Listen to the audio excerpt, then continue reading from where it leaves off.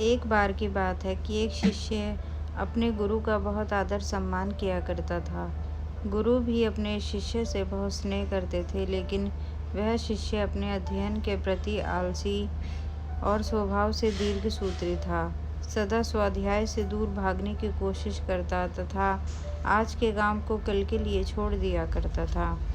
अब गुरुजी कुछ चिंतित रहने लगे कि कहीं उनका यह शिष्य जीवन संग्राम में पराजित न हो जाए। आलस्य में व्यक्ति को अकर्मण्य बनाने की पूरी सामर्थ्य होती है। ऐसा व्यक्ति बिना परिश्रम के ही फलोपभोग की कामना करता है। वह शीघ्र निर्णय नहीं ले सकता और यदि ले भी लेता है तो उसे कार्यान्वित नहीं कर पाता। यहाँ तक कि अपने पर्यावरण के प्रति भी सजग नहीं रहता है और न भाग्य द्वारा प्रदत्त सुअवसरों का लाभ उठाने की कला में ही प्रवीण हो पाता है। उन्होंने मन ही मन शिष्य की कल्याण के लिए एक योजना बना ली। एक दिन एक काले पत्थर का एक टुकड़ा उसके हाथ में देते हुए गुरुजी ने कहा, मैं तुम्हें यह जादुई पत्थर का टुकड़ा 2 दिन के लिए देकर कहीं दूर गांव जा रहा हूँ।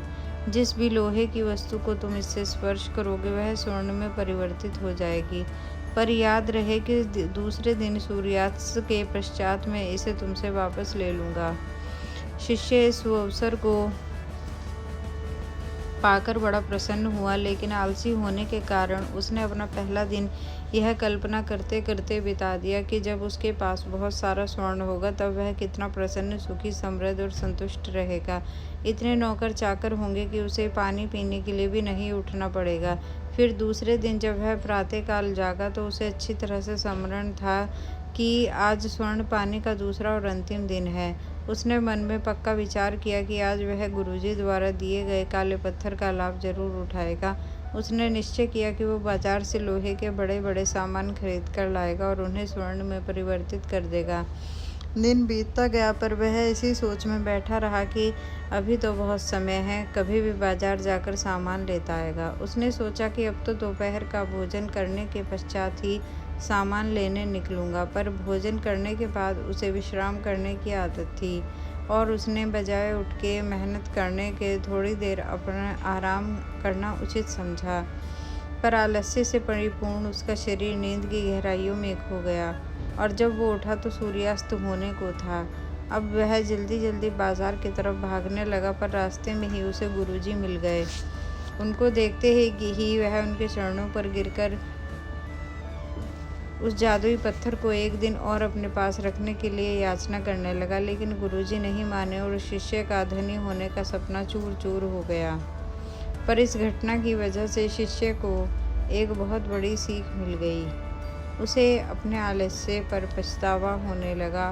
वह समझ गया कि आलस्य उसके जीवन के लिए एक अभिशाप है और उसने प्रण किया कि अब वो कभी भी काम से जी नहीं चुराएगा और एक कर्मठ, सजग और सक्रिय व्यक्ति बनकर दिखाएगा। जीवन में हर किसी को एक से बढ़कर एक अवसर मिलते हैं, पर कई लोग इन्हें बस अपने आलस्य के कारण गंवा देते हैं। इसलिए मैं यही कामना करना चाहती हूँ कि यदि आप सफल, सुखी, भाग्यशाली, धनी अथवा महान बनना चाहते हैं तो आलस्य और दीर्घ सूत्रता को त्याग कर अपने अंदर विवेक, कष्ट साध्य, श्रम और सतत जागरूकता जैसे गुणों को विकसित कीजिए। और जब कभी भी आपके मन में किसी आवश्यक काम को टालने का विचार आए तो स्वयं से एक प्रश्न करिए, आज ही क्यों नहीं। अगर आपको मेरी ये कहानी पसंद आई हो तो प्लीज़ इसको लाइक, शेयर एंड सब्सक्राइब कर दीजिएगा। धन्यवाद।